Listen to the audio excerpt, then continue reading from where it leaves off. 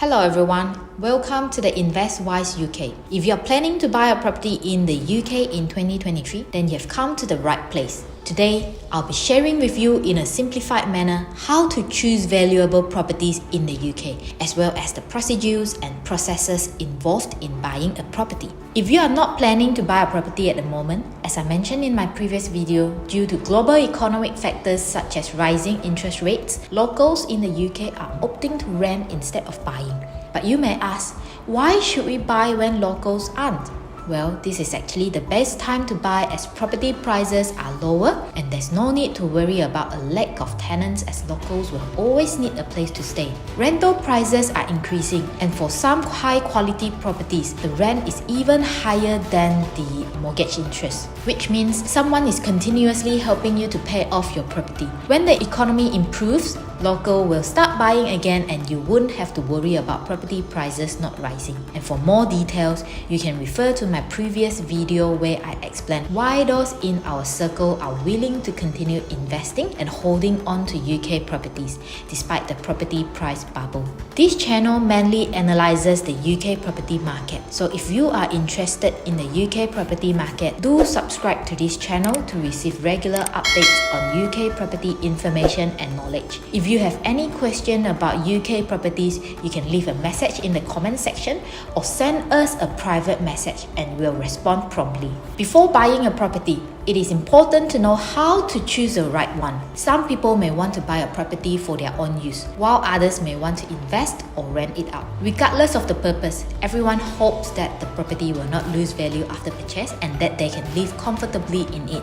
It is believed that everyone wants their house to appreciate in value and make a profit when they sell it in the future. A comfortable and well-equipped property is also easier to rent out for rental income, even if it is not for personal use. The three UK cities with the highest number of Asian immigrants in recent years are the Greater London area, followed by Manchester and Birmingham. London is a familiar location to Singaporeans and Malaysians and is also the most popular area for Asians to settle in the UK. It generally covers the City of London and 32 adjacent boroughs, collectively known as Greater London, with a population of over 9 million. As the capital of the UK and the largest city in the country, London has a thriving economy and is one of the world's international financial centers with high employment opportunities, especially in finance, media publishing, retail, and IT technology industries. According to April 2021 data, the median weekly income in Greater London is £1,138, which is approximately 1,949 Singapore dollar,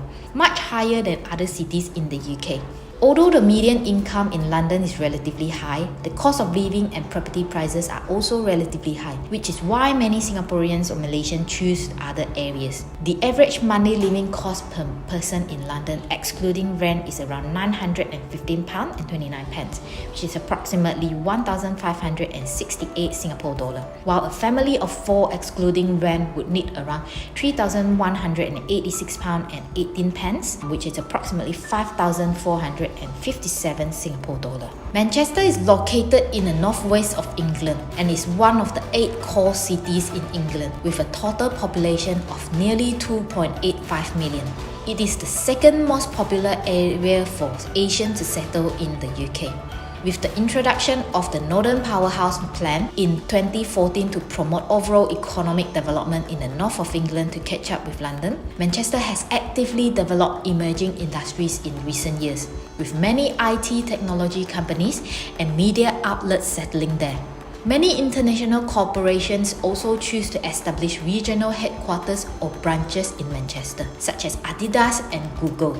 Manchester has gradually transformed from former industrial city into a vibrant young city. According to April 2021 data, the median weekly income in Manchester is £610, which is approximately 1,045 Singapore dollar. The average monthly living cost per person in Manchester, excluding rent, is around £729.69 in pence, which is approximately 1,249 Singapore dollar. While a family of 4 excluding rent would need around 2,509 pound and 25 pence, which is approximately 4,298 Singapore dollar. Compared to living in London, the cost of living in Manchester is approximately 16% lower, and the rent is half as much as in London.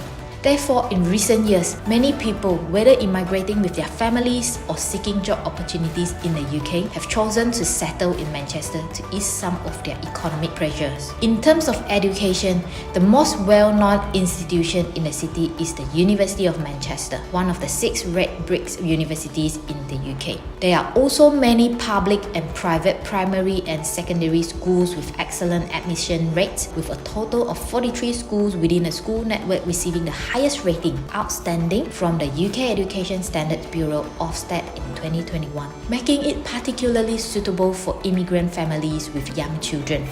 Birmingham is the largest city outside of London, with a population of over 1.14 million. Like Manchester, Birmingham is also one of the 8 coal cities in England and was a major industrial city in the past. It is still one of the UK main manufacturing centres, mainly focused on heavy industries such as automotive and aerospace, mechanical engineering and chemical industries. In recent years, it has gradually transformed into service industries, finance and tourism. According to April 2021 data, the median weekly income in Birmingham is £619, which is approximately 1,060 Singapore dollar, similar to Manchester. The cost of living in Birmingham is even lower than in Manchester. The average monthly living cost per person, excluding rent, is only around £644 and 46 pence. This, which is approximately 1,104 Singapore dollar. While a family of 4 excluding rent would need around £2,219 and 43 pence, approximately 3,802 Singapore dollar. The cost of living is 23% lower than in London, and rent is also nearly half as much as in London. Therefore, both Birmingham and Manchester have become popular choices for many Asians who are considering settling in the UK. In terms of education, well-known universities in Birmingham including the University of Birmingham and Birmingham City University. Additionally, the quality of primary and secondary education in Birmingham is also very high, with a total of 81 schools within the school network receiving the highest rating, outstanding, from the UK Education Standards Bureau Ofsted in 2021, making it equally suitable for families of all sizes who are immigrating. Buying a property in the UK involves a process similar to that in Singapore, with some minor differences between new and second-hand properties. Here are the 10 steps involved in the UK property buying process. Step 1. Research UK property information. Before buying a property in the UK, it is important to gather information about different cities, living environment, weather, prices, schools, job opportunities, and other relevant factors. This will help you narrow down your search and focus on properties in your preferred location. Step 2.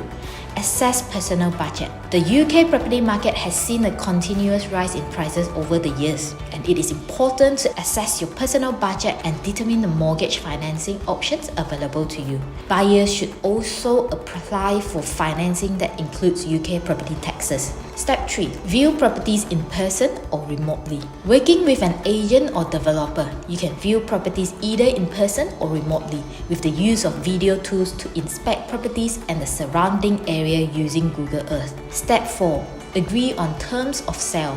The process of buying a new property and a second-hand property is slightly different, but both involve agreeing on the terms of sales. Buyers of new properties will receive a reservation form from the estate agent, while buyers of second-hand properties will receive a memorandum of sale to begin the mortgage application process. Step 5. Paying a deposit.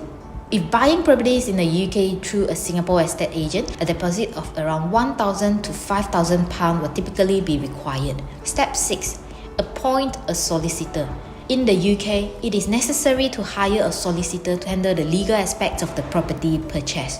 Buyers can be referred to a solicitor by their estate agent, who will arrange payment schedules and guide them through the process. Step 7. Apply for a mortgage. If you are unable to pay the full amount of the property at once, you can apply for a mortgage from a bank in Singapore or in the UK. The bank will evaluate the property, ask for your personal information, and issue an agreement in principle. Step 8. Sign a formal contract of sale. After signing the contract of sale, you will need to pay the first installment of 20% to 30% of the property price, which will be held in the developer's solicitor's account. Buyers may also be required to pay other installments according to the terms of the contract and purchase property insurance. Step 9. Take possession and inspect the property. If you are purchasing a new property, you can typically complete the entire process within 2 to 3 months of paying the deposit. If you are purchasing an older property, your solicitor will notify you when it is time to take possession and inspect the property. You can either do so yourself or hire an inspection service to do it for you. Step 10. Complete the transaction. Once the entire process is complete, buyers will need to reserve funds to pay for legal fees and UK property taxes. As a UK property owner, how do I manage my property? Choosing how to manage the acquired property is one of the most important decisions in a daily asset management, and there are generally two common management modes. The first is to manage your own property. This seems attractive because you will not have to pay any management fees. However, you should be aware from the outset that it will require a lot of time and effort. You will have to take a series of time-consuming tasks, including marketing the property, conducting viewings, arranging and checking all paperwork, arranging any repairs, and conducting inspections, all of which are time and energy consuming tasks. For this reason, most property owners choose to use a property management company. For a relatively small fee, this is likely to be a lower cost option.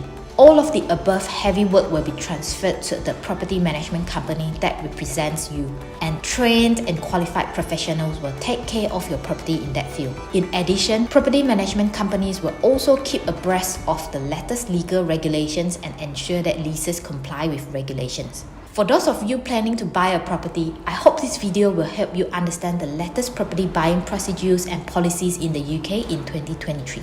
If you would like to find out more information, you can check the links in the description or comment section for further details and inquiries. I will make more videos using my years of experience in buying and selling UK properties to help you and me buy the right UK property together. If you find this video helpful, please like, subscribe, and leave a comment to support me. I will have greater motivation to continue making similar videos and let YouTube recommend this video to more friends. See you next week.